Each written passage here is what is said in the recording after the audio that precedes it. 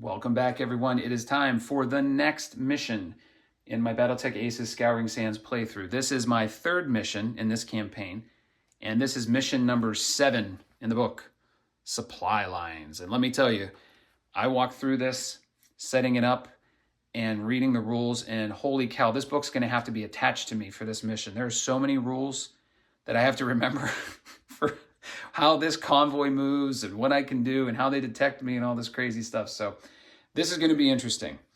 I have the mission set up. I have all the terrain ready to go. I have the waypoints out there. Like I said, if you're interested in how that all works, watch the first mission because I walk through it in detail. I will show you the diagram here. This is what it looks like. I am rotating it for this mission. I went this way. Given how this mission works, we have a convoy that's trying to move from one end of the map to the other. You have the enemy set up here in this empty area with some vehicles that are towing cargo. And that's going to come into play in how they move. And those are what we're trying to capture or take out. And then we've got these mechs to deal with as well who are going to try to guard this convoy all the way through. I'll try to explain it as quickly as I can as far as what exactly is going on. I don't want to spend a lot of time on setup because, you know, if you have this box, you can just read it. And if not, you probably don't care that much. You just want to see the action. All right, so a little bit of the story is just that it's given from the perspective of one of the Fulcrum drivers who used to be a mech warrior, but he's kind of just living out his days in this Salama unit and, you know, at this point, towing cargo.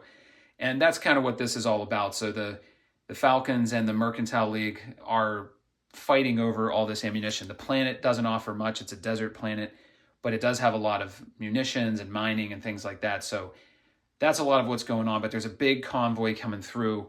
And so we're going to have an opportunity to intercept it, which could deal a big blow to the Jade Falcons. And that's what we're going to try to do here. Now, unfortunately for them, they hired the wrong mercenary company to successfully complete a mission efficiently. But you know what? They've been successful twice.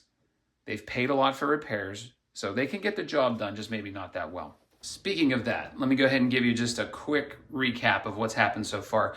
First mission was we kind of attacked the Jade Falcon base. It didn't go so well. There are definitely some tactical errors on the commander's part. We'll talk about that again in a minute. But we did make it out successfully. There were some heavy repairs and we lost a Warhammer, but we did survive. We did complete the mission. Next, we tried to capture Star Commander Maya in her Marauder 2C, and we were much more successful. We took some casualties at the end that maybe we shouldn't have, but on the whole, we did a pretty good job of taking that commander out, capturing her, getting her off the map, and getting a good number of points. We made it out with 450 supply points. Sorry, I call them supply points. Maybe they're support points, whatever. So there you go. We got 450. First mission, we got 220 after some corrections. So we're sitting at 610 supply points at this point. Again, I call them supply points, probably support points. We did lose the Maxim and our foot infantry. So I did strike those out on the force roster. Those are really unfortunate. I should have done something different on those, but you know, again, Miser's not a good commanding officer, so what are you gonna do? Speaking of Miser, no longer wounded, back in the mission. And I don't have any options for recon in this mission, so I won't be spending any of those support points. I may consider, depending on how things go here, making a purchase to replace some of those units I lost for the following mission. As far as the rules for this mission, I am not going to explain all of this to you. I think it's gonna take me forever to tell you exactly what's going on in here. So I think what I'll do is just give you the gist of it.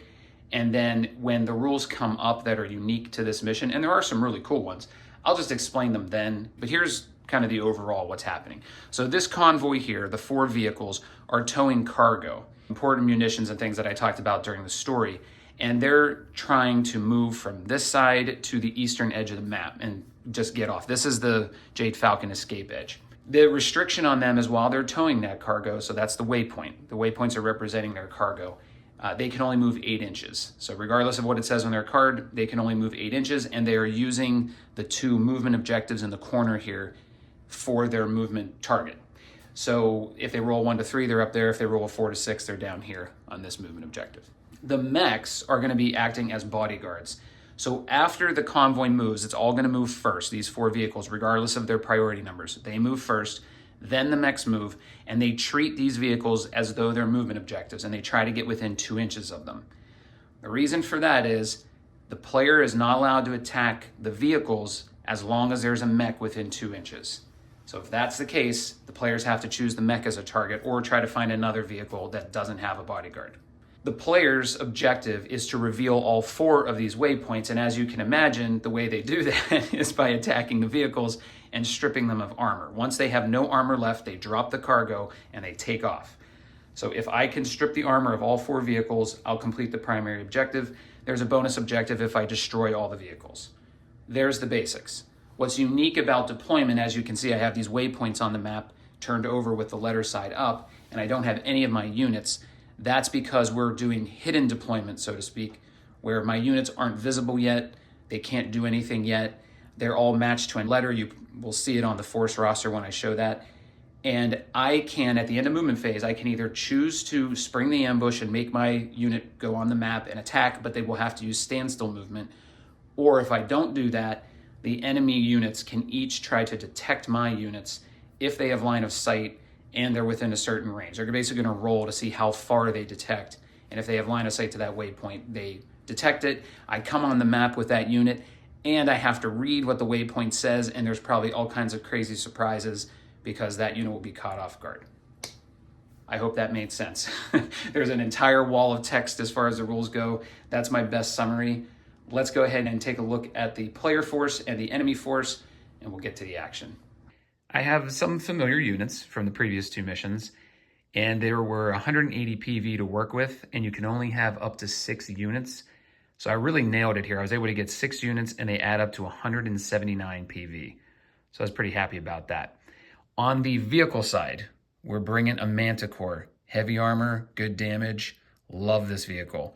We got a Demolisher. Heavy armor, even more damage. Good close ranger. And we got the LRM carrier with our pilot Shockwave, who's going back in the LRM carrier that he used in the first mission. Didn't do such a great job with that indirect fire, but we're going to hope he does a little bit better this time. He has 2 edge abilities now. He had enough points to get another one. So he has Patient, which if he uses standstill movement, he can re-roll all of his dice if he'd like. And that's great for indirect fire because you're often going to stand still for the bonus. Doesn't work so great if he's in a different vehicle, so I upgraded to Nimble, which lets him get a bonus TMM by spending an edge point. So I thought if he goes in something else, that could come in handy. In the Victor, we got a heavy armor, good damage, very high point value, well, 40, not that high, but high for my group. And we've got Steve as the pilot. So Steve moved into the Victor last mission. First mission, he got blown up into Clint, so not a great start. Second mission, not a great start, missed a lot, but at the end made a great move to get in position to take some heat from the elementals and let the Condor escape with the commander. So way to go, Steve. You're going to get another crack at the Victor. Steve has the Forward Observer edge ability, which lets him spend an edge token to eliminate the spotting penalty if he's chosen as a spotter. So I like to see some synergy between Steve and Shockwave. We'll see how much I can make that work. Should be pretty easy on this mission. We have the Blackjack BJ2 returning with Ember. Ember has definitely been the highlight of this mercenary crew, which still doesn't have a name, and Ember should be the commanding officer, but, well, we'll get to that in a minute. So the Blackjack's pretty good, has decent armor, does some good damage, even at long range, and Ember has the marksman ability, which means if she hits on an 11, she can use an edge token to make that a critical hit. So that's a pretty cool ability, and we were able to use that in the last mission, so I'm hoping we can do it again. And then finally, we have, unfortunately, the commanding officer, Miser, whose crowning achievement so far in this campaign was getting his very expensive Warhammer blown up and really doing almost nothing in the mission. Literally just moved around, sat there, got shot at by the Howler until he died. Luckily, he didn't actually die. He just got wounded, so he couldn't participate in the last mission, but he is back. He's going to get downgraded into this catapult. Hopefully this suits whatever set of skills he happens to have. I mean, he's the commanding officer in name only at this point. Ember has definitely taken over due to her performance. In any case, catapult has decent armor, decent damage, can jump, also can do indirect fire, so it's pretty flexible in this type of mission. So we'll see what I can do. We'll see what Miser can do. I'm mostly just joking around here about my force. I think it's funny to make fun of them like they're the bad news bears or something, but that's kind of how things have gone so far in this mission. All right, let's take a look at the enemy. All right, here is the Jade Falcon convoy and escort. And they're all set up so nicely. I really didn't want to redo it, so I just kind of made it work here with the existing setup. So we've got 4 vehicles here. 2 are heavy hover APCs, which is right there, very lightly armored, very light damage. They're just mostly towing this cargo. That's about all they're going to do. There's 2 of them. I marked them with dice, so the hover APCs are going to be with gray dice. The Fulcrums, which are the other vehicle, they're going to be marked with green dice, just so I can keep track of who's who. So the Fulcrums are awesome. They are super fast. They have good armor, decent damage. But the problem is, in this mission, they're going to be restricted to 8-inch movement. So they're not going to be able to use that unless they lose the cargo, at which point they can go super fast across the map. We have the Marauder 2C again. This is a different variant, so obviously not Star Commander Maya's mech. Lots of armor, lots of damage. You know the drill from the last mission. We've got the Summoner, one of my favorite mechs overall. Good armor, good damage, jump movement, just a solid mech. And then they've got the Howler yet again. This is the real dinky one that only does 1 damage, but it can hit from long range, but has very little armor. So, but it's quick, it's quick. And then we have the Star Captain command deck, so we're upgrading in this mission. And we've got the movement objective. Star Captain starting on card A with no rules, no orders, that is. All right, you know the basics of the mission, you know the forces. Let's get started. So we're going to roll initiative. The commander card has no orders, so there's no initiative bonus. This is going to be a straight up roll. As always, the orange is the player force, the mercenaries, and the green are the Jade Falcons. Let's do it. So the mercenaries win. Now, what's weird about this, though, is that I don't have any units to move, so I don't do anything. Only the Jade Falcons are going to move, but depending if my units come out later, we'll use this, to, I guess, to figure out combat. But I won't be moving anything, at least not yet. I don't have any units on the map. So I'm basically going to summarize the movement completely, I think, for the Jade Falcons, because there's really not that much interesting stuff going on. They're mostly going to stick together. And then we'll see what happens as far as detection or ambush. All right, there's the first part of the convoy movement. Oddly enough, I rolled 3 1s and a 2 for which movement objective they're going to use. So they're all going in that direction, which I guess is bad because I've got 3 units over here and 2 over there. But we have Shockwave over here for indirect fire, so it doesn't really matter where they go so much. Yeah, I guess I didn't really know what to do. It's basically just get closer to the movement objective. I think they would use their full movement. I mean, why wouldn't they? They're going to use all 8 inches because they have no target and they're just trying to get off the map, so may as well move as far as they can. The one little clarification, though, is that I mentioned that their movement is only reduced to 8 inches. They also get a TMM reduction to 2. So those are 2 changes that you make to these. I'm feeling like I'm probably going to have to spring an ambush by at least 2 units on this round, but we still have to do the mech movement. So let's do that, and then I'll figure out what I want to do because the player decides first if they want to spring the ambush. All right, there's the mech movement. I did the best I could. I've said this a couple times, but as much as I love this campaign book, I do wish they would button up the rules just a little more. Do the hover tanks use their full 8 inches of movement? I think they do, but it just would be nice for it to write that. They will use their full movement. Because when my units come out, I mean, their movement instructions might tell them get closer to the movement objective, but they're also going to tell them other things about relation to the target. So do they move 1 inch because the movement instructions tell them to get line of sight to a target? Anyway, I did my best judgment. I jumped the Marauder out here to this one. I moved the Summoner to this one, and then I put the Howler in between these 2. And that seemed like the logical thing to do. So I don't mean to sound like I'm whining because obviously I'm a big boy. I can figure it out. Just sometimes I wish they would put a little bit more in there. That's what was the intention of this mission. That would just be appreciated. All right, now I get to decide what I'm going to do. I got to think for a minute.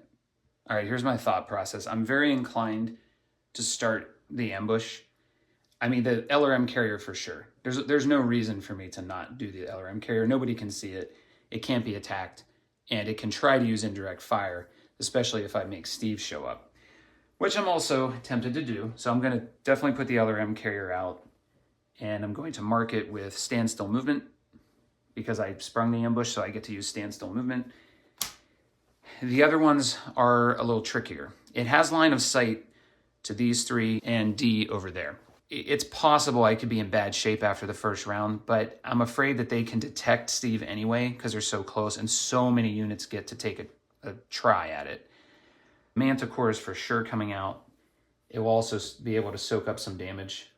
Steve's going to come out because I want that forward observer bonus. Even though he's probably going to take a lot of damage here, I do want that.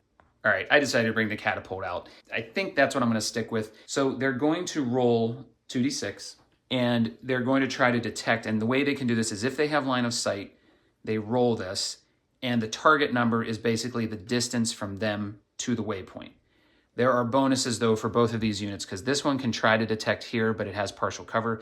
This can try to detect the blackjack. A lot of them can try to detect the blackjack, and the blackjack's in the woods, so that'll add a 1. So if they needed, that's probably too high to roll, but let's just say they needed 12 inches, they would need 13 inches, so they couldn't be detected. Or if they needed 5 inches, if they're in the woods, they need 6 inches. And the rules do say they're going to attempt to detect the nearest hidden unit.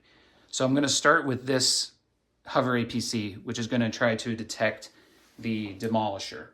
And it has partial cover, so it's going to need an extra inch. That's 10 inches away, so they're going to need to roll an 11. They got an 8, so they do not detect it. Now, nobody else can see it, I don't think. I'm going to check this fulcrum real quick. The fulcrum, I guess, could see it. You could call it partial cover, but it's too far away. It's like 14 inches, so it's impossible. They can't roll high enough to actually detect them. So that's going to be it for this round of movement. So we're going to get into combat. Now, at the moment, I cannot attack any vehicles, because all the mechs have covered within 2 inches of those vehicles.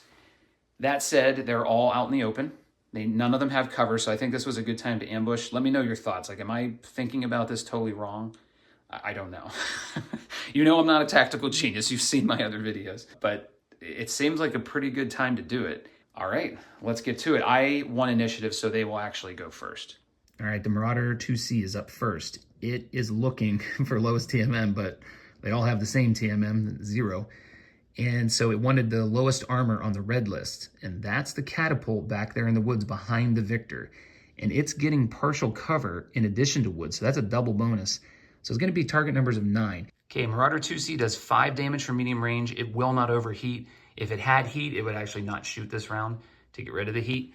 But we got 5 damage coming in on that catapult. We need 9s for this Marauder. Oh, it got a 12. No, what a horrible start. Everything else missed, but this yellow pair got a 12. So we got an instant critical coming up. Miser really is just such a loser. Just nothing goes right for him. All right, the good thing is, though, I do have a named pilot in there, so if something real bad happens, I can use Edge to re-roll it. So here we go, critical. 4, that's a fire control. That's pretty bad. I think I'm gonna go ahead and re-roll that one. All right, there's Edge token going out for Miser. I mean, you know, I could get something worse here, but that's pretty bad for a unit that we were kind of in a hurry to damage things here, so I need to re-roll that one. Yep, figured that was going to happen. Oh, well, he's dead. There it is, the splattered remains of Miser still in the dice tray. You know, I would say I can't believe it, but I've done this in literally every mission, so that was a commander, so and I thought to myself at first, I'm like, I could just edit this out. But no, I'm going to do it because it's entertaining and it's what makes BattleTech so much fun. Crazy stuff happens. And I went through the rule book. I can't use another Edge token. You can only use one. I could house rule it, but I'm not into house rules.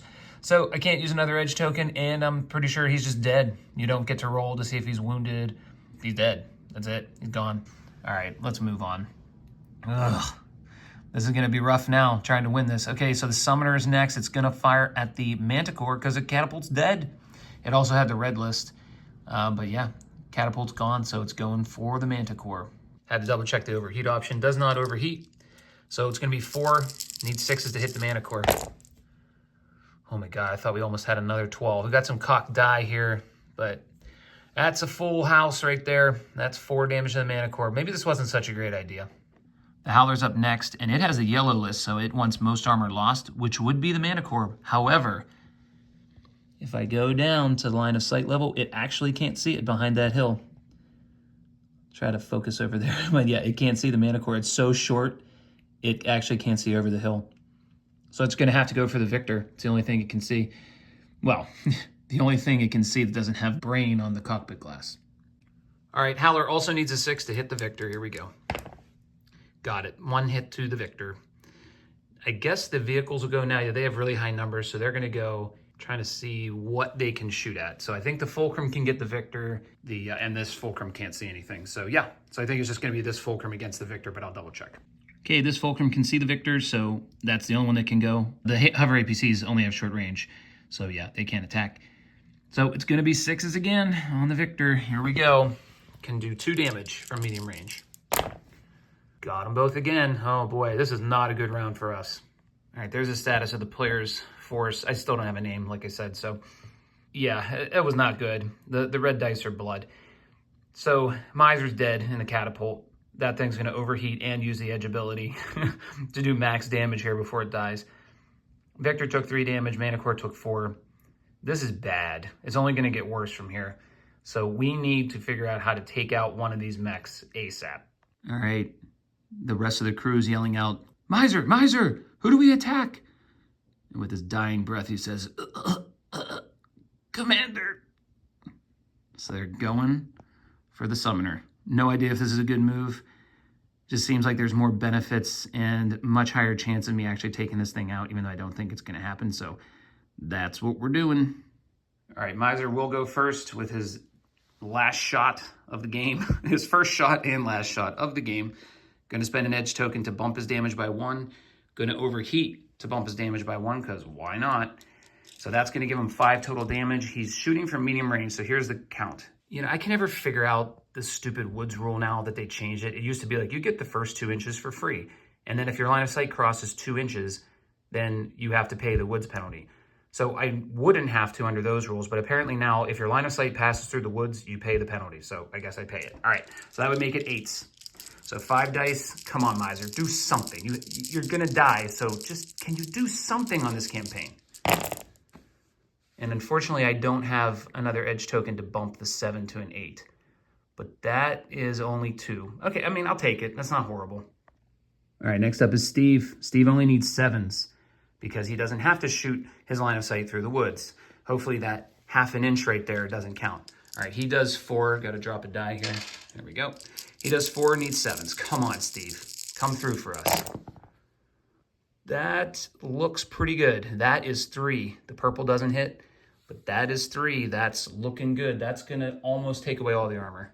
Oops, and sorry, before I go on to the next round of combat here, it should have been 8s for the Victor because Steve's going to spot for the LRM carrier because he doesn't have any partial cover or any cover at all to the summoner. So it should have been 8s, but he rolled 3 9s, so actually 2 9s and a 10, so we're all good.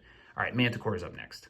All right, the Manticore is hunkered down in the woods here, has this hill in the way, so blocking the legs of the summoner is going to have a partial cover penalty. Also, going to need 8s to roll here, so he gets 3 damage from medium range. Let's go. Oh, that's a critical. That's 2 plus a critical. That's going to be 2 critical hits on the summoner. Wow, I can't believe we might actually take this thing out. So the summoner has 3 pips of internal structure remaining. That's it. So, wow, and it takes 2 critical hits. Unfortunately, there's no force withdrawal again in this mission. I haven't had any missions with force withdrawal. All right, we're going to roll 2 critical hits. Watch it be a 5 and a 9. We got a 5. Ooh, but we got an 8. Okay, so it reduces its weapon by 1. No big deal, really. But, I mean, it could help if it survives. All right, LRM carrier is going to go last. We're going to hope it can hit all 3. All right, the LRM carrier is tucked behind the hill here, safely away from all the enemies. He's going to use indirect fire against the summoner. It's going to have 8s, unfortunately, because I didn't use Steve's ability. And I didn't want to use his ability because he has standstill movement. So I thought this is a good time to not use that and save it for later rounds. So he's going to have a 4, -1 for 3. Steve gives him another -1 to a 2. The TMM on the summoner is a 2. LRM carrier is just within medium range for another 2. It gets a +1 for indirect fire and then a +1 because Steve attacked. So it's an 8. So I probably should have used that ability, but oh well. All right, so 8s. I don't think we're going to take it out, but you never know. Well, we got 1 and we got another critical hit. Could I roll what is up with me with the 12s, but could I roll another 12 here for the critical? We're going to have 2 chances. Let's roll 2 critical hits, green and blue. Motive hit and a fire control hit. Wow, this thing is messed up. That's pretty good, and it'll be real easy pickings next round. All right, that's it. That's all you need to know about the Jade Falcon side. We all attacked it. 4 units attacked it. They still couldn't take it down, but they really walloped it. So it's only got 2 pips of internal left. It has 1 less weapon damage. It has less movement, although, of course, it can jump, so it can still use its 10-inch movement. And it has a fire control hit, which I just marked with an orange dice. I usually use that for heat, but I just did it in this case because that's the same thing, a penalty of 2 for attacks. So that thing is in trouble, but I didn't progress toward the objective. And with that, I'm going to clean up for the end round, and then we'll go into initiative. To quote Gladiator here, are you not entertained? Wow, what a round. First shot blows the cockpit off the catapult. Miser's dead. Oh, that hurts real bad. Then we almost take out the summoner. We get 4 critical hits. Craziness. All right. For the end phase, we apparently aren't going to switch to command card. I thought we would because it would say you lost the least amount of PV, but it actually only has if you lost the most on this card, which it didn't. It didn't lose anything. And it says, are there any enemies with no armor? Nope. There is, but it's not, it's not part of the force anymore. If there's an enemy in one of your units' rear. Nope. So we're going to stick with card A, no orders. So the players are going to get a penalty for initiative because they won last round. You're probably saying, you didn't do the initiative tracker. Nope, I never do. So let's zoom in. Let's roll for initiative. The orange dice are getting a -2. You have got to be kidding me. Another 12, but I don't win. It's a -2, so we tie. Unbelievable. What the heck is going on here? Let's try it again. Okay, that's a little more like it. I got a 0. I got a 0 on initiative. Okay, so we have to go first, which is fine. So I stood still with the LRM carrier. The first convoy wanted to go here. I actually had it here first because it only wanted to have line of sight to the victor. I don't know how to treat these waypoints. Are they targets or not? I mean, I feel like they want to have line of sight because they can try to detect them, but I feel like they also don't want to have line of sight because I could ambush them and attack right away. So I felt like probably it doesn't want line of sight. I'm just going to keep it strictly to that target. I don't know. As always, let me know what you think about these interpretations. So here's the second interpretation. This one goes next. I finally rolled a 5, so it wants to go this direction. But the card is saying I'm going into balanced here. So obviously I'm going to get closer to the objective. I got that part. It has to go to cautious, and it just says get in the fewest enemy targeting ranges. So I could do that by maybe going here, because then the Manticore can't see it. But is that moving closer to that? Or do I just, because if I don't go here, then I pretty much have to just take it right out into the open. You know, it's trying to get off the map, and it has a bodyguard.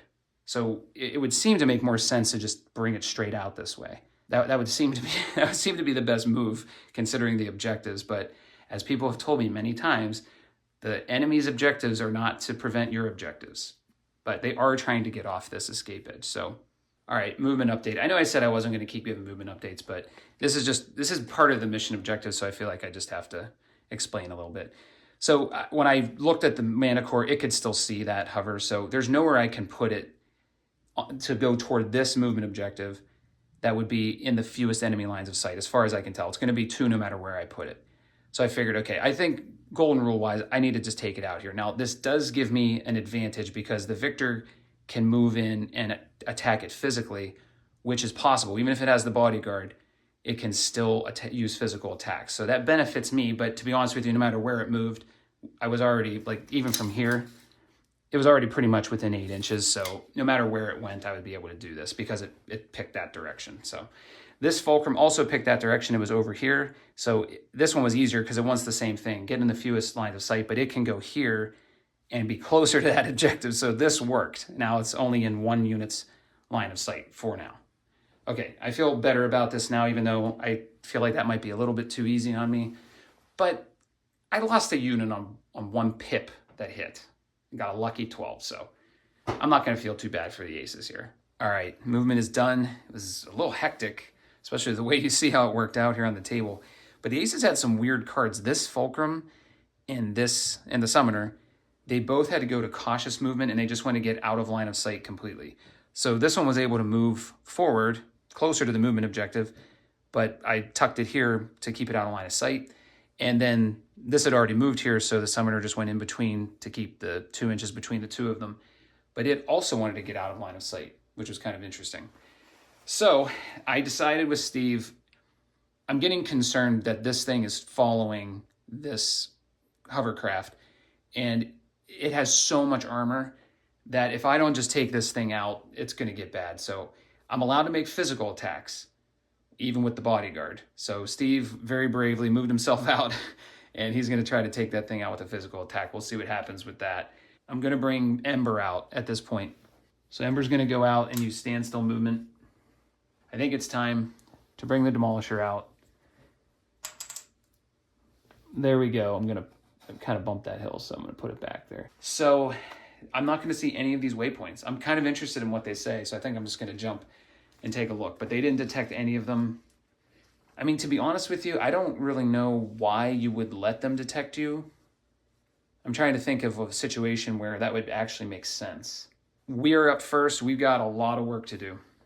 All right, this is the big moment. I'm just going to get it out of the way now.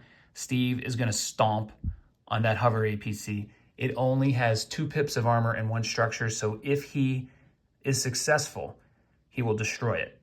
And again, the rules say you just can't make weapon attacks when there's a mech within 2 inches, but this is a physical attack, so he can do it. I'm very nervous about this. If he misses this, it'll be absolutely devastating because he won't be able to attack anything else, but I think I have to do it given what's happening so far.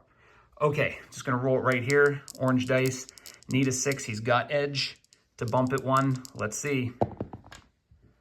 3, 5, he got it. Way to go, Steve. Steve takes out the hover APC, which can still fire back at him. All right, Manticore's up next. We're gonna get the other tough one out of the way. Very important that it takes out this summoner. It's gonna need 8s. We're gonna roll 3 dice here. Need 1 8, just 1 8. Got it. Oh, and we just got it. Oh wait, we needed 2. I'm such an idiot. We needed 2. You moron. You needed 2, not 1. But you never know what could happen on a critical. All right, critical time. Can we do it again? Can we roll a 12? I can actually roll a 2 this time. It has case, but that'll still do damage. So that would take it out. A 2 or a 12. Let's go. A 6, another weapon hit, but that doesn't help me that much. There's a summoner card. It's down to 1 2 1 for damage. It's still going to have 2 3 2 for this round, but 1 pip. So that means I'm probably going to have to use the indirect fire to try to hit this thing and take it out. So the only problem with that is, well, it did roll a 9, the mana core. Because I was going to say, I got to check if Steve can see it. I should have done this before. I always forget to check this before. Okay, so Steve can see just enough of that summoner to make it a target and be able to spot it for the LRM carrier. So I'm going to use him. I'm going to spend the edge token. And so that wouldn't impact anything that I did. As far as spotting and the extra penalty for that, anyway, he rolled an 8, so it wouldn't have mattered. So he's going to spend that, and the LRM carrier is going to try to take out the summoner. That's how we're going to do this. I'm going to get these orange dice in here. They're lucky. So it's got 3 chances to hit an 8 and take this out. And this will take it out if it gets an 8. Let's go. Good rolling. Oh my God. Oh, I got it. Okay. For a second, I thought, no, it didn't get any, but it did. Thank God. This summoner's gone. I totally forgot, by the way, that I have Shockwave in the LRM carrier. So even if that pink dice was a 7, I could have bumped it with the edge to have taken out the summoner. So I panicked, but I was okay either way. But luckily, I didn't have to use it. Okay, that's good that that worked because now Ember and the Demolisher can actually do something. So Ember is going to look down that Fulcrum, which now has no Guardian. The Summoner's still there, but the Summoner's dead. So it's allowed to shoot at the Fulcrum now based on the rules. I'm going to reread them, but I'm pretty sure I can do that. So, you know, Ember's awesome. We know Ember's going to hit. We know Ember's going to do a lot of damage. It's 7 to hit that. She's got a 3 because she stood still, 2 TMM for the Fulcrum, and a 2 for the medium range, but it's wide out in the open, so that's good. Demolisher, I believe, will have the exact same numbers. So these guys should be able to possibly take out the armor on the Fulcrum. We'll see what happens. Okay, I changed my mind. To be smart, I'm going to have the Demolisher go first because it can't overheat, so it's going to get 4 shots at that on a 7. If it doesn't do much damage, I could use Ember's overheat and edge abilities to try to take it out. So let's go. 4 dice coming in on 7s.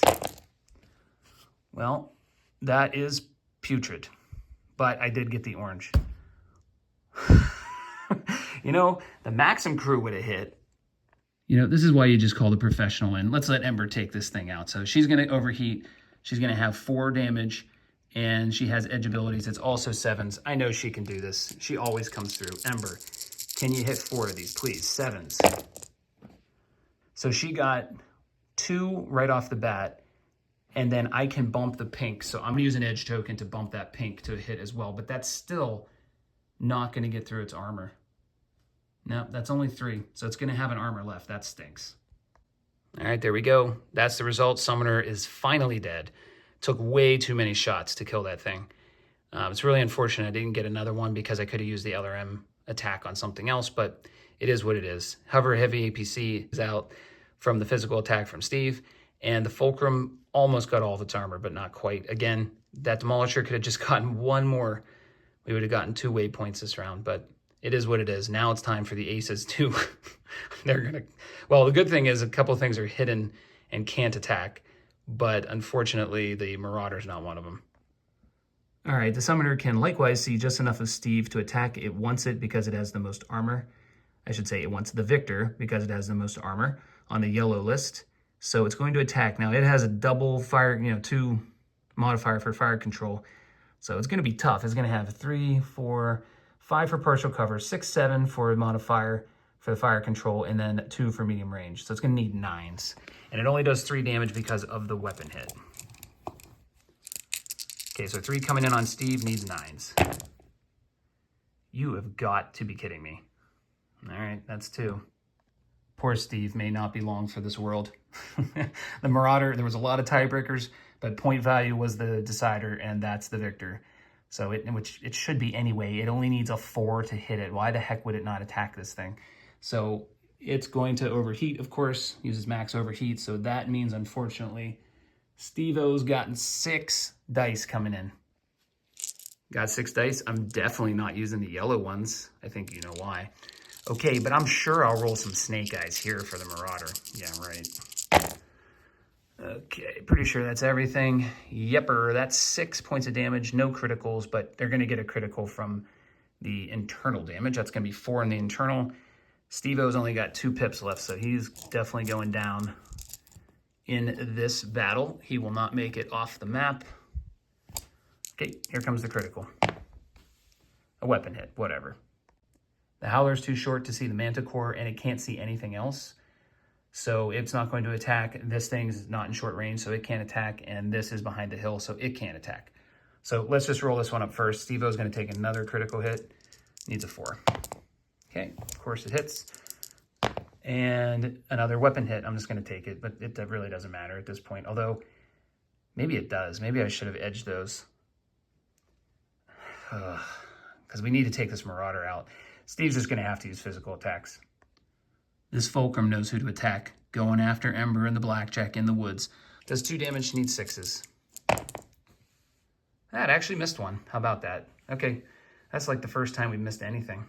All right, there's the damage on my side. It is the Victor down to 1 pip of internal structure, so he's pretty much just a punch machine right now. Just needs to hit something hard and then die. And Ember took 1 pip. That's okay. I mean, all things considered, I guess it wasn't too bad because most things couldn't attack, but I have to say I'm starting to wonder a little bit about how I'm actually going to achieve this because I don't know how we take the Marauder out now. It's on the wrong side of that hill. All right, dice are cleaned up. Oops, not cards though.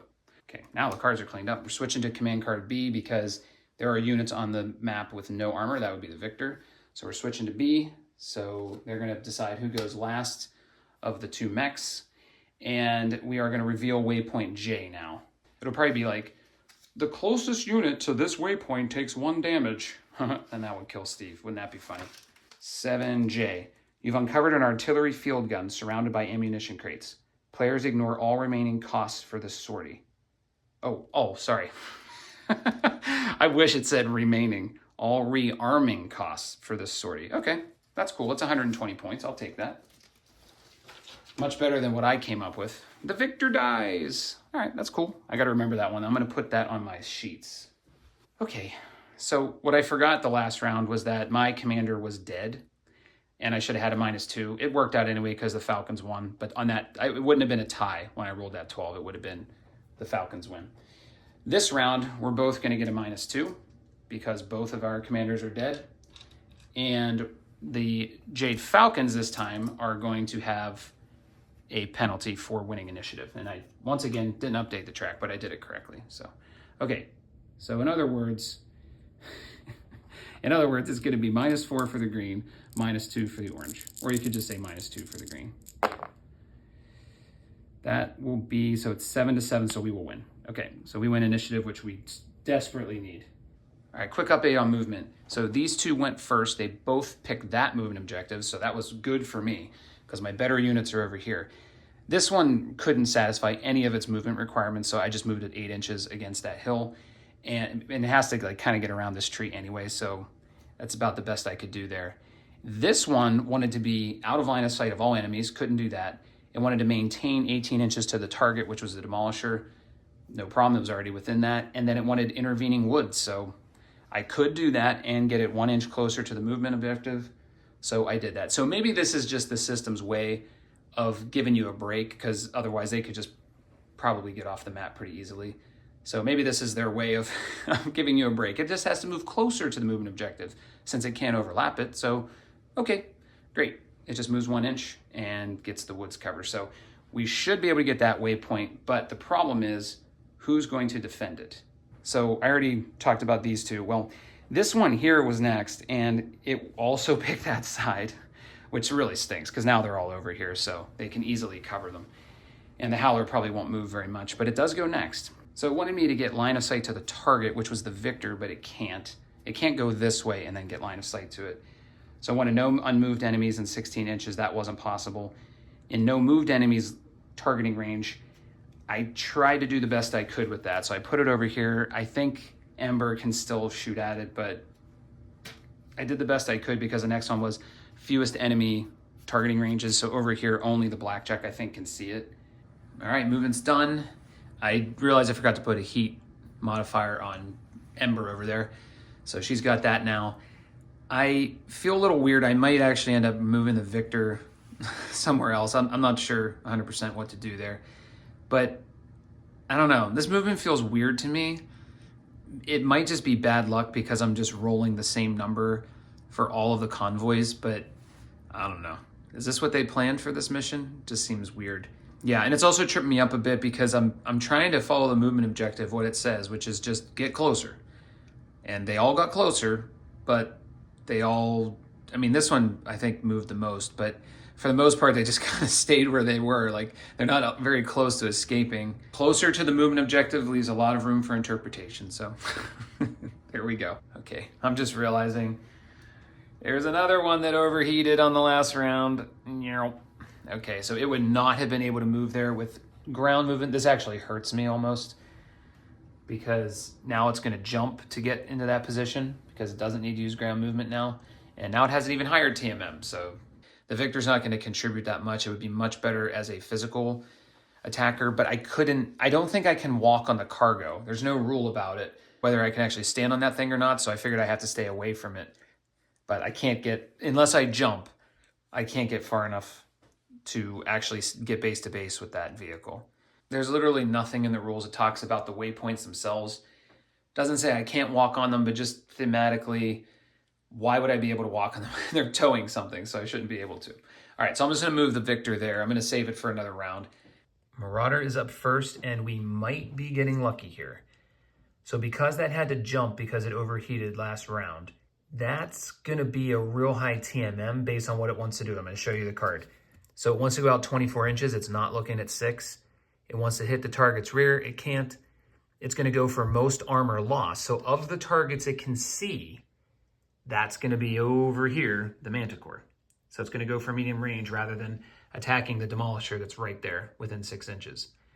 So that's going to mean it's a 3 for skill, a 4-5 for jumping, a 6 for the heat, 7-8 for the range, 9 for the TMM, and a 10 for the woods, which is going to mean at a TN 9 or more and this unit has any heat, don't attack. Yep, we're getting super lucky. So I said the jump was bad for us, but actually it was good. And you know what? We're getting lucky again because I just remembered I actually had to just go back and watch and make sure that it overheated, which it did. But it only does 4 at short range. So Steve should not have taken as much internal damage as he did. So Steve, good news. You got 2 internal left. Wow, this is getting better and better. All right, this little guy's up next, and the only enemy unit within 6 inches is the Demolisher. I should have moved that thing a little farther away. Oh well, you take the good, you take the bad. You take them both. You know the rest. All right, so it just needs a 4. Got it. Okay, 1 damage to the Demolisher. All right, this Fulcrum with the 2 on the green dice is looking for the Manticore, which is over here in the woods. It's going to be 7s to hit that. Does 2 damage. Let's see if it hits any. Yes, got 1. Dang it, I just realized that both the Demolisher and the Manticore need to take emotive hit. The Manticore needs to take 2 because I forgot it way early in the round. Or sorry, way early in the mission. I'm going to roll 2 here for the Manticore for motive. It's a tracked vehicle, so no penalty. And it got an 8 and a 5, so nothing. Okay, cool. It wouldn't have mattered because I pretty much have just kept it in the woods anyway, so unless it got immobilized, it wouldn't have really mattered. Okay, Demolisher needs to take 1 now. Also tracked. Also an 8, so does nothing. So we're all good there on motive hits. Okay, the Howler wants the Demolisher. It's also within 6 inches. I really didn't think this out very well. Anyway, it has to shoot through the woods, so it's going to be a 5 for it to hit. Come on, 1 bad roll here, please. Ooh, did get 1 bad roll. So 1 more to the Demolisher, and then it has to take a motive hit again.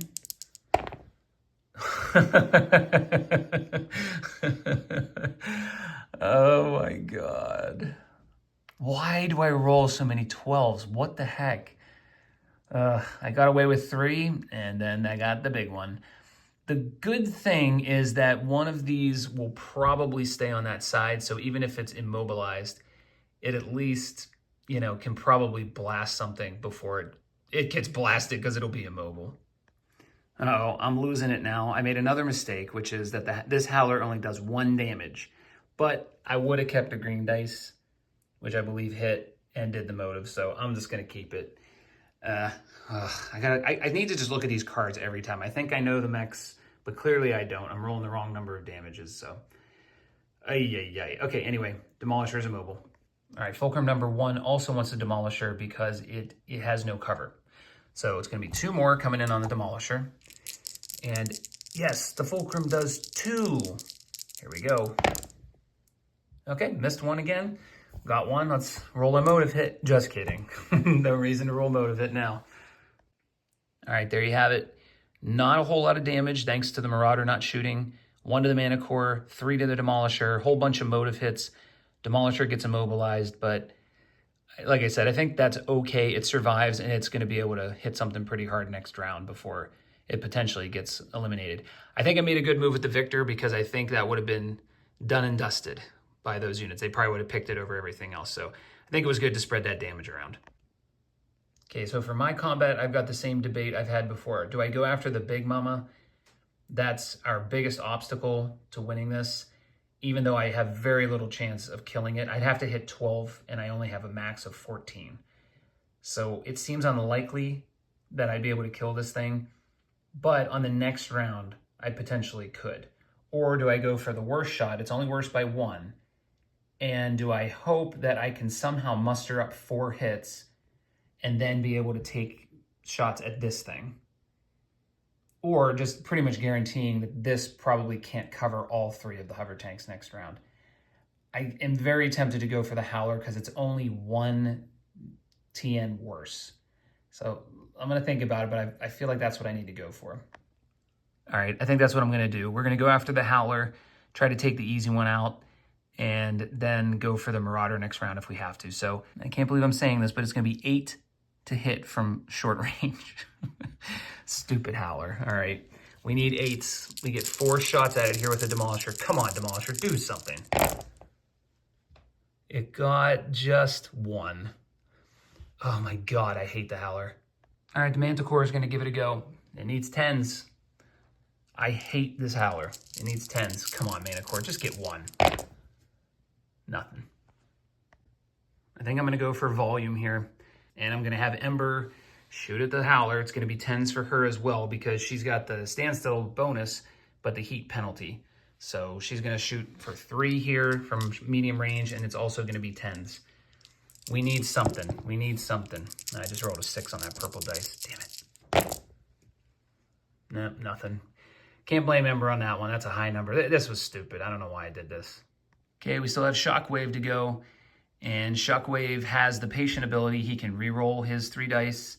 But I tried this in the first mission and it was a waste. So I don't know. We'll see what happens. But anyway, it's going to end up being a 10. Come on, Shockwave. You can do this. It's got nothing. I'm going to give it 1 try. Edge token going out. I'm going to give it 1 go here. See if we can get another 10. This has been an absolute waste of a round. Oh, he did get one. He did get one. Nothing close enough to get another, but that's okay. I'm just going to take it, and we're going to try to get rid of this Howler next round. There it is. 4 expensive high damage units attacking. They do 2 pips of damage. That was all we did the whole round. My rolling was so bad, it wouldn't have even mattered if I went for the Marauder. I would have only gotten what I got, I think. Pretty much 2. Ooh, pathetic. All right, we've got to get in close for this next one. We just can't hit these things. All right, end phase. No waypoints to reveal. No command card change, which is bad because that means the order is going to make the Marauder move last. All right, yeah, so that Marauder's going to go last, so we better win initiative. Unfortunately, we're going to have a -2 penalty. I'm just going to call it -2. Both lost their commanders, so it's a wash on the -2 for that. So we won initiative last round, so it's just a -2 on initiative. So orange gets a -2.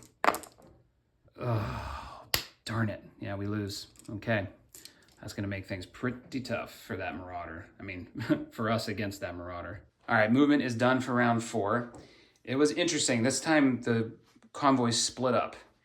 Now, the hover APC wanted to continue going toward that movement objective, so it had pretty simple movement. Couldn't really do anything on the movement card, so it just went there. Just try to get out of line of sight from the Demolisher. The Fulcrums wanted that objective, but they wanted to try to minimize how many units were in their line of sight and, you know, do those kind of normal things. So I didn't really know what to do again, so they just kind of merged into there, and I feel like they're not going anywhere, but I'm just following the rules. That's all I'm doing. So I decided then, because the Howler ended up having to cover these 2 because it wanted the Manticore. So it ended up having to go here and get in between these to cover the 2 inches. And so then I decided, you know what? I know the Marauder has to go that way. I'm going to bring the Victor around this way. I know they can still take it out, but I'm hoping because he's in short range, he can take this Howler out, and then maybe the Manticore and the LRM carrier can start attacking these. Worst case scenario, he could spot one of these for the LRM carrier. So kind of thinking of it that way. It actually might even be smart for me to do the LRM carrier first, let it try to take out the Howler, and then we'll see what happens from there. So it was some interesting movement. Ember stayed still, the Demolisher stayed still, and the LRM carrier stayed still. And it's all up to the dice now. All right, I'm going to go with that advice. I'm going to do the LRM carrier first because it has 3 dice to try to hit this, and we'll see what it can do, and then Steve can decide who he wants to shoot at. But Steve's going to use his last edge token to clear out the spotter modifier, so the extra one won't go to the LRM carrier, and he won't have one on his attack.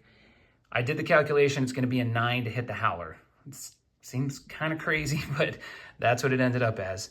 So, all right, 3 chances to get 2 pips on this Howler. Shockwave has an edged ability to re-roll this or to bump one if he needs to. All right, 9s. Big roll. Terrible roll. All right, let's blow it. Here goes another one. I don't know. I don't know if I'm using these correctly, but he's going to use that patient ability and re-roll this.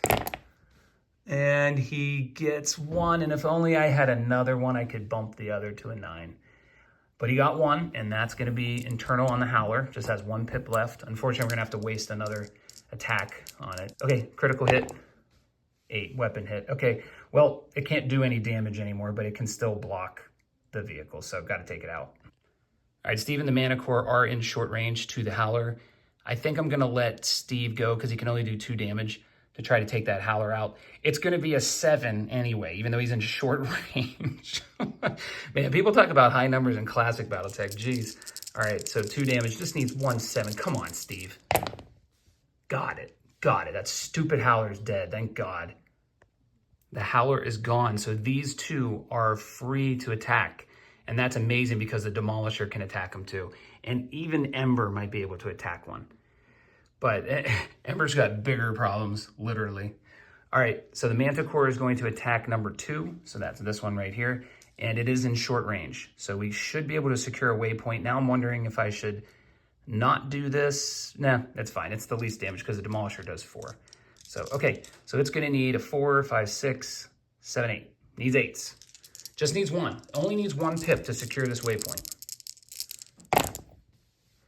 And it gets literally just the one it needs. Okay, so that waypoint is revealed.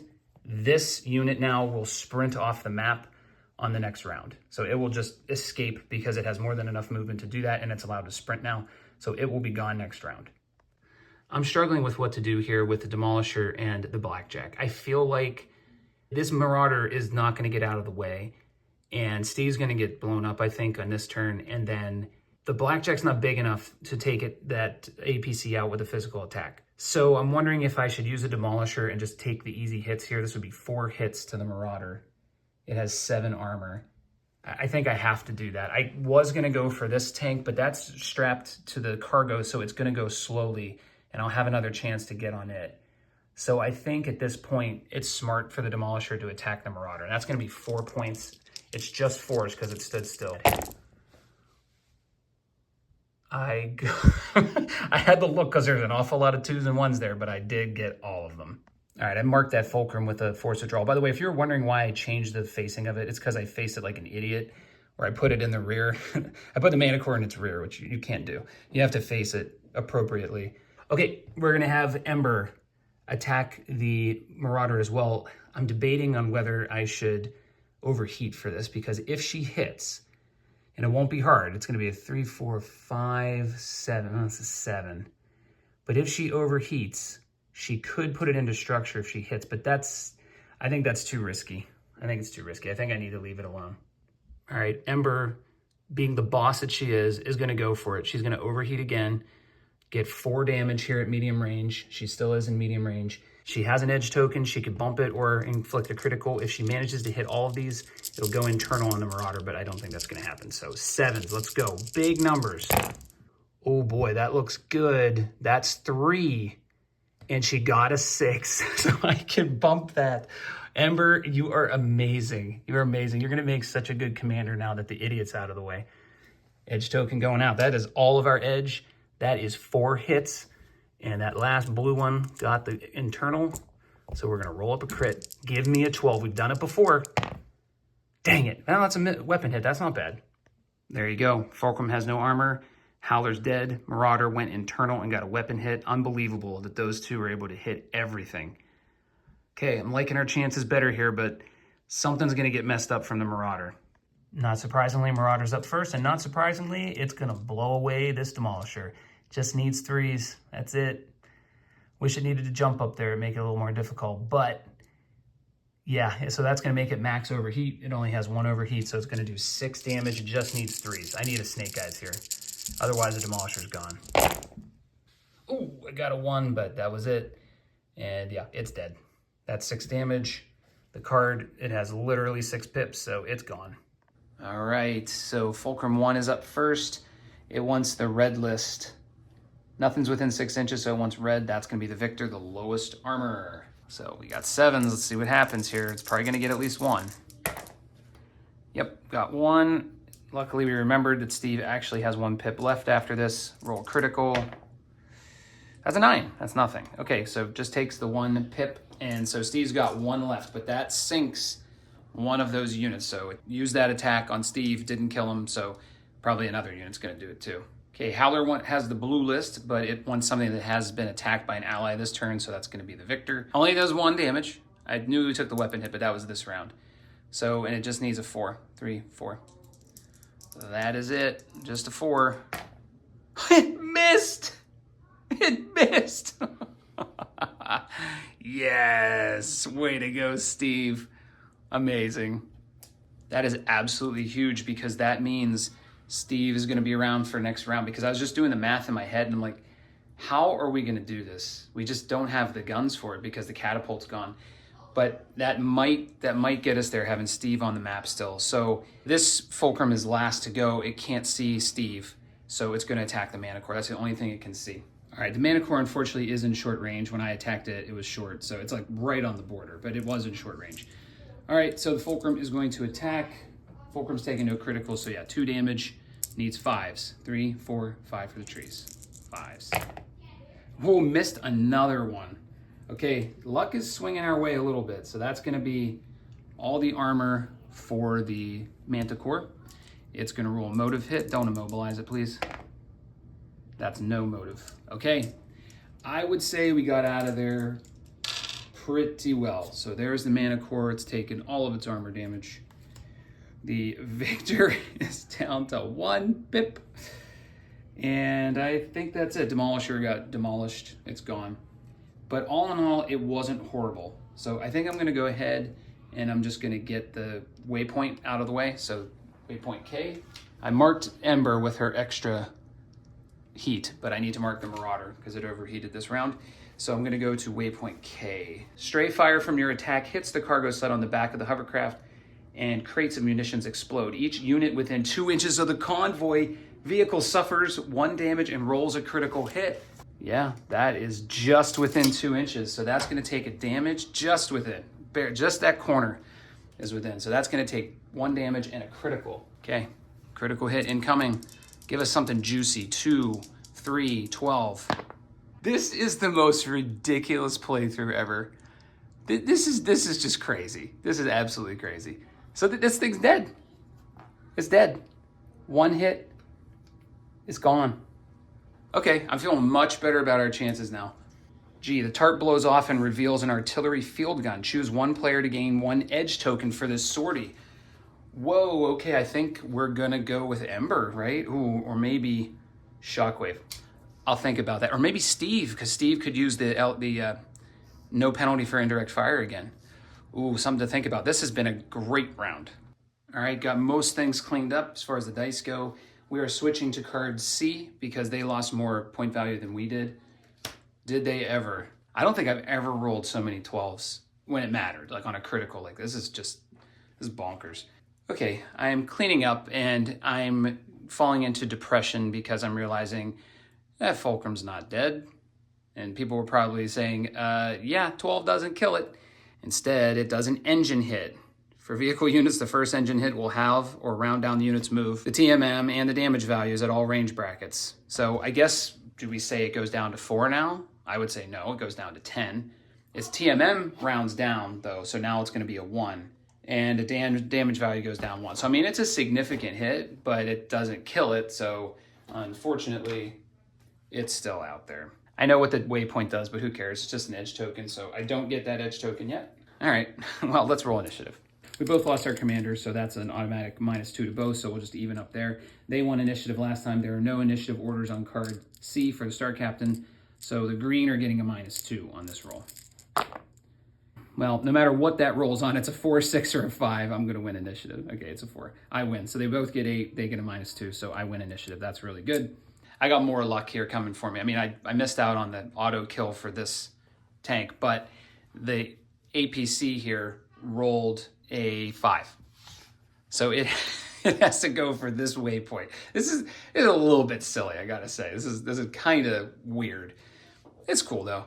So I had already moved the LRM carrier out because I figured I want to get this out in the open just in case something weird happens, and because I want to just be able to fire with direct line of sight if possible to avoid penalties. So that was the best I could do for it. I wanted to have line of sight only to the LRM carrier.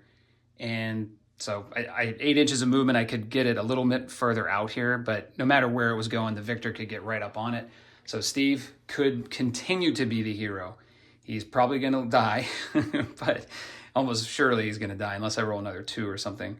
Yeah, but he's going to have a chance to smash this thing, and that gives us other options for what to do with the other 2 units. So that was a big one. Okay, well, that kind of stunk. This Fulcrum wanted to go to that movement objective. Again, this is a little bit weird for me, the way this is working. I get it because it would be too easy for these things to get off the map otherwise. So the Manticore actually had just enough movement, so 8 inches there, to get out and get right up to that hill. like that. And it does have the ability to attack the fulcrum. So, okay, so the mana core is still in the game here. All right, that's where the Marauder wanted to move. It picked the Victor as its target. It had to go to cautious movement. Yeah, it couldn't get behind the Victor because it has to use ground movement for the aggressive. So it didn't have, because of the overheat, it doesn't have enough movement to get behind it. So Balance wants no unmoved enemies in 12, but the Blackjack hasn't moved yet. So it had to go to cautious nearest. It has to be able to target the Victor because that was the nearest target. It has to be able to target that. So in order to, I mean, obviously it can move right up here, but one of the instructions is to get cover. So I moved it this way to get the hill in the way, but still be within 2 inches of this one. So the Mana Core can attack, the LRM carrier can try indirect fire, but I don't know how well that's going to work. Ember has an interesting move of whether she could just stay where she is. I mean, she really hasn't taken any damage. It might be best, because if she jumps, she'll hardly be able to hit anything. Yeah, you know what? She's just going to chill.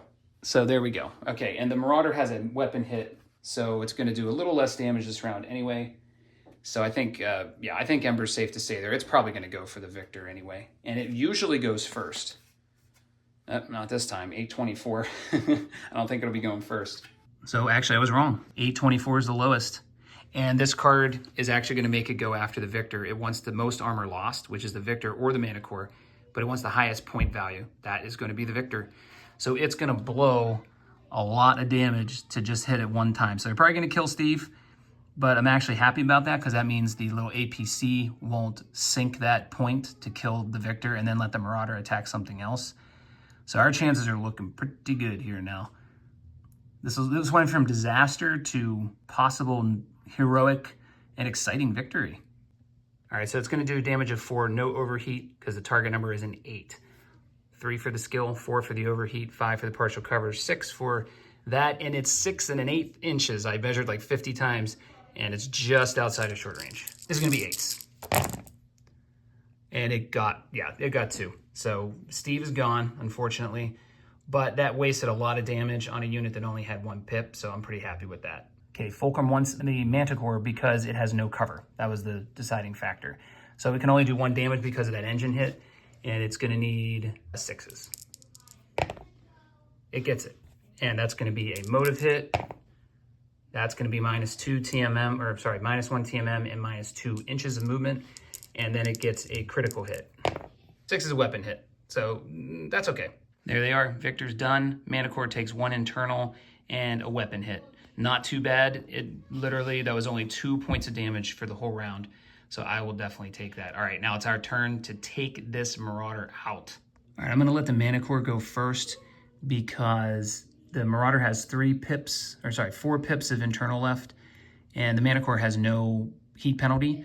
So I'm just gonna let it take a crack at this. The Marauder has no TMM because of the heat. Just needs 6s, and it does 3 damage. 6 is coming in, come on. There's another 12. Got 2 hits and an extra critical. 2 critical hits coming in on the Marauder. Give me a 12.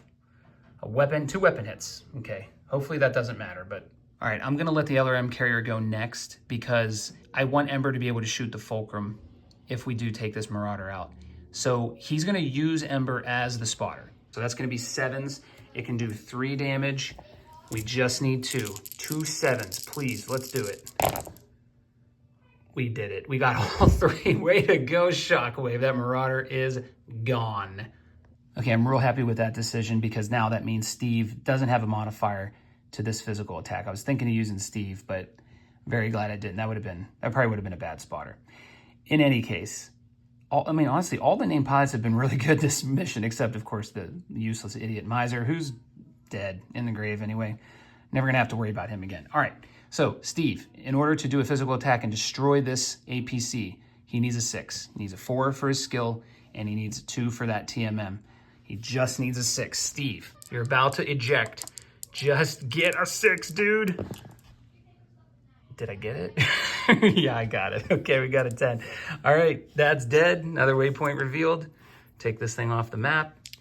H. Okay, so now Ember can just take a shot at that Fulcrum, or better yet, not fire and cool off. And then we can just pound this thing in the next round. I think that's probably the smart option. All right, end phase cleanup. Got all the dice off. Hopefully I don't need to show you the cards this round. I mean, the Marauder's dead, the APC's dead, and Steve is dead. That was pretty much what happened here. I did let Ember cool down, so she has no heat now. So this Fulcrum has to move in one direction or another, and we're just going to be able to obliterate it with these 3 units, especially Ember. So I don't know who to give the MVP to. I mean, Steve, I think, earned it if he survives. But Ember was really good, and so was Shockwave. All right, let's reveal waypoint H. H says, this is an artillery field gun guarded by a handful of troopers. They disembark and join the fight. Replace this waypoint with a clan advance foot point. Yay, I love when they do that. I love when I have to go dig out the box and get more stuff. All right, got an infantry miniature out there. Clan foot point, got him, and ambusher deck. So that's that. Let's see if the card's going to change. Probably not. Any enemies with no armor, that's not the case anymore. Oh yeah, the Mana Core has no armor. So I guess we will flip back to B. There's B, so it just puts a move last token on something.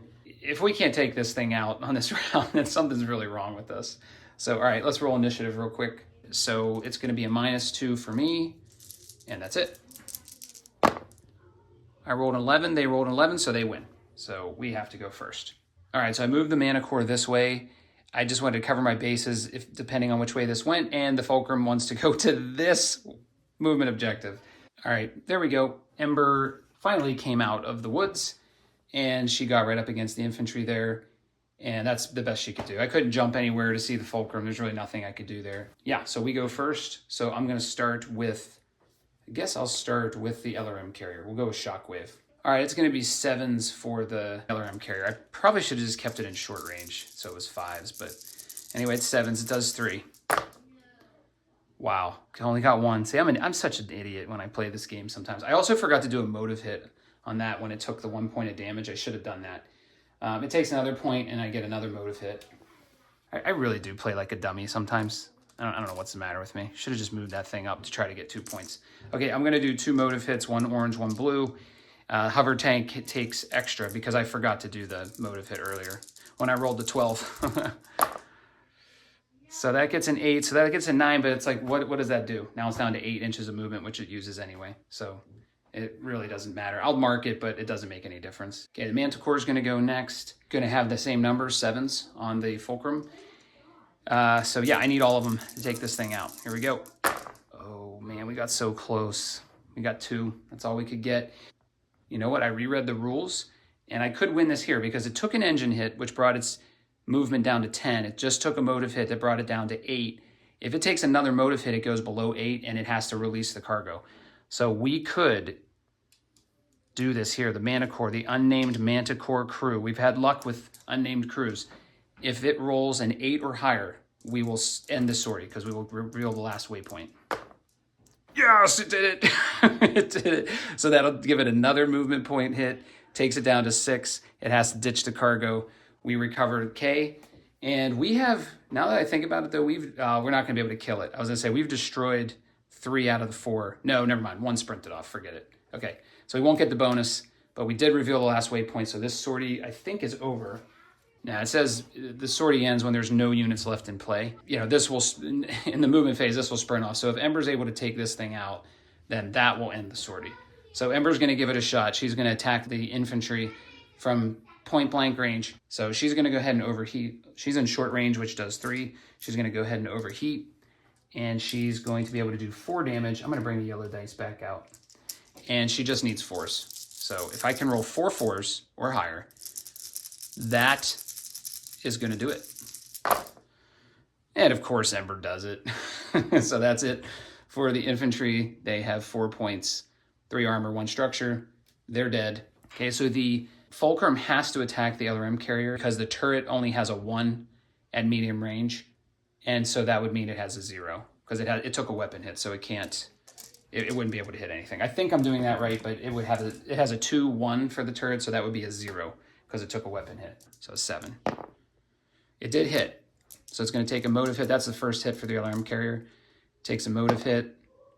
That's a 10, so that's good. No, actually, that's a 9. It's tracked. So that's just a -2 motive, but that's not too bad. Infantry want a unit within 6, so that's going to be the Blackjack with Ember. So it just needs a 4 to do 1 pip. Gets it. Okay, 1 pip to the Blackjack. All right, so that's that. So they did their attack, but they're dead. And on the movement phase, the Fulcrum will sprint off the map. It has no cargo left, so there's no reason for it to stay out here. And we will win. We will complete the primary objective. We only lost half of our force. You know, for this mercenary crew, that's pretty darn good. So yeah, let me clean this all up and then I'll get the after sortie sheet out and we will see how we did.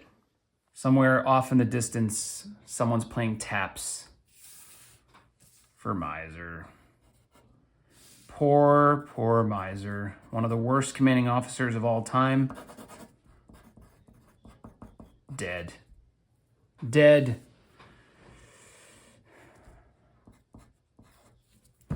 Okay, that's that. Now, that doesn't mean we lose the catapult. We could keep the catapult, but Miser's gone, for sure. If a unit destroyed critical hit happened, the pilot is gone. And we're going to put Ember as the commanding officer. I mean, she has earned it for sure. And there are rumors that in the last round, when Ember moved forward to those infantry, the infantry were yelling at her, asking for their payment. And then, well, you saw what happened. Ember opened fire, wiped them all out. But what does that mean? Why? Why were they asking for payment? Find out in the next episode. All right. Sorry, got to make some drama here. All right, so that's it. We did complete the objective, which was to reveal all the waypoints being towed by the convoy. We could not complete the secondary objective to destroy or mobilize all 4 vehicles. We only got 2 of them. But I'm cool with that. We almost got to round 7, and if it goes past 7, then that's it. Even if there's more waypoints, the sortie's over. But we did achieve victory. So I'm gonna go over here, mission 7. We get 900 SP. That just doesn't seem worth it. Okay, we'll find out if there's any other objectives. I did get this, which I guess you get if you win. So there will be no rearming costs. So we'll scratch that out. Don't have to worry about that. And so let's check out the outcome. Let's see, what do we get out of this? Gain the keyword artillery. Local Apalachians know a thing or two about big guns and with your help could provide some real fire support. Named pilots earned 100 SP each. Fantastic. So they're going to take almost all of it. But the good news is we don't have to pay Miser. If the pilot's dead, you don't have to pay him. Okay, we had no reconnaissance. Doesn't seem there's any waypoints that give you anything. And we'll get into the personnel and stuff in a minute. Let's read the outcome. While pleased with your progress thus far, you weren't expecting to be congratulated by Star Captain Sender? A damaged radio crackles to life in one of the ruined hover vehicles, delivering a message for you. You have successfully become inignorable, as have the Apalachian civilians roused by your actions and motivated to commit their own acts of defiance. Very well. If you're so hungry for my attention, you may have it. Meet me if you dare. Bring whatever spokespeople you have found among disgruntled Apalachians. You can provide security to them as they air their grievances. Continue to Sortie 10. Yay, that's probably my least favorite sortie. And it's actually when I did in another video to show how the destroy objective works or it doesn't work. But you know what? I'll play through it again and let's see if it does any better this time. All right, let's figure out what lives and what dies. So we know the pilot dies. I'm going to just double check that rule real quick. A crew killed or a unit destroyed critical hit kills the crew. I assume that means the pilot as well. So that's it for Miser. Miser is gone forever. The assassin, who I don't think ever used this ability, maybe he did on that last, the shot where he was dead, may as well have used it. So I think I did use it there, but thanks, Miser. Thanks for nothing. Okay, but do we keep the catapult? Let's go with go with the yellow dice. These were so lucky. You know, I really have a knack for saying things right before the opposite happens. So, say a catapult. Just more reason that Miser's completely useless. Okay, catapult's gone. We're in deep crap here because we really don't have much stuff left. There's a demolisher. I need a 6. There you go. Got a 5. I might not be able to continue the campaign at this rate. Okay, hopefully I saved the good roll for the victor. We really need the victor. Yeah, got it. Okay, victor's good. Well, that rearming isn't going to save me as much money as I thought. All right, here we go. So personnel wounded. Okay, so we have to check the wounded personnel. I don't understand. Why do I have to check the condition of a unit I lost? Because if I buy another one, don't I get a new crew for it? I mean, it's fine, whatever. Okay, the Demolisher crew. Okay, they're fine. They got an 8. And that means I'm going to have to go back and I'm going to have to roll for other stuff that was destroyed. I got to roll for the Maxim and I got to roll for the, I guess, the infantry. Yeah, it does say infantry. Okay, let me roll for the Maxim because I might actually have to pay more here. Okay, Maxim crew is fine. Infantry. But I mean, the infantry are dead. This doesn't make any sense. Okay, the infantry are wounded. They're dead. They're gone. I don't understand. This is very bizarre to me. Okay, well, they're wounded, the infantry, but I don't have the infantry anymore. So I don't know. Am I really supposed to pay for this? Whatever. I'll add it here to the wounded. So we'll just say the infantry size is 1, so 0.5. I'm just going to pay the 50 points from the last mission. Do I want to pay for a replacement named pilot? I think I do. So I'm going to go ahead and pay the 150 for the named pilot. Destroyed units, well, only the Victor, which is really expensive, so that's 400.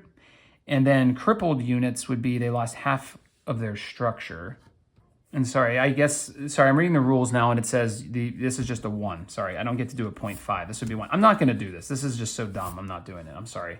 I'm not going to pay for wounded infantry that are dead, that aren't part of my thing anymore. I mean, if it was the Demolisher crew, I guess you could say you pay to heal them because they could take over another vehicle. I don't know. That's a little bit weird to me. Okay, so I believe then for destroyed units, crippled units, I think the Mana Core would count.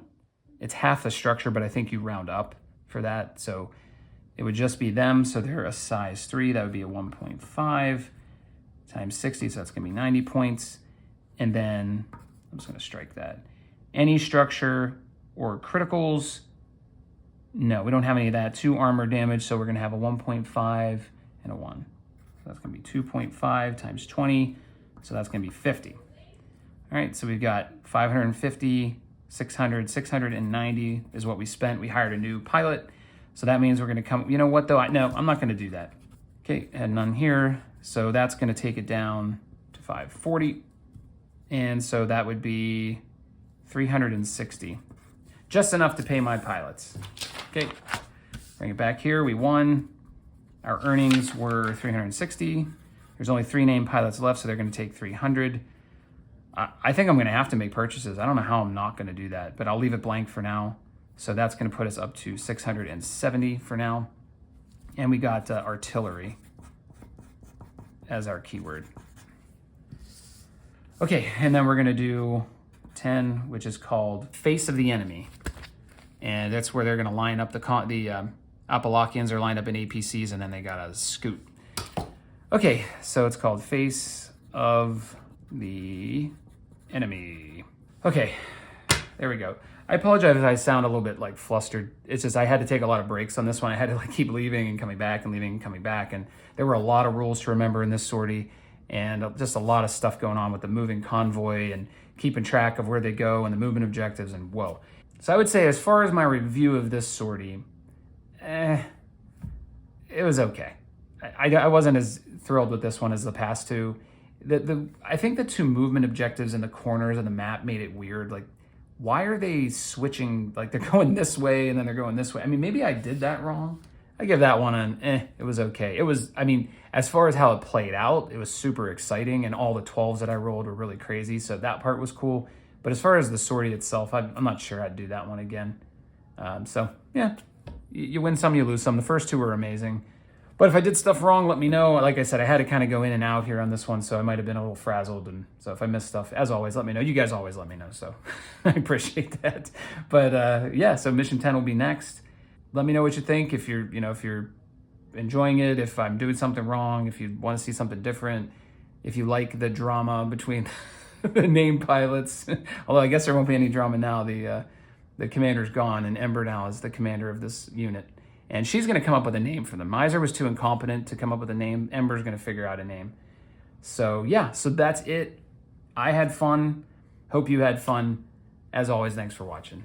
Okay, I was wrapping up. I did strike out the units I lost, and then I was updating the points for the named pilots, and Steve is my MVP. But then I thought, wait a minute, I didn't roll for Steve. Does Steve make it? Come on, Steve. You got to make it. Oh, he's wounded. Oh, no. Well, that stinks. Okay, Steve is wounded. Oh, I never struck my miser off of here. Okay, Steve's wounded. Can't participate in the next sortie. That's not good. I only have 2 named pilots. I might have to think about getting another one. I scratched it out before, but I think I might have to do it. Somebody with another edge ability. Okay, that's officially the end.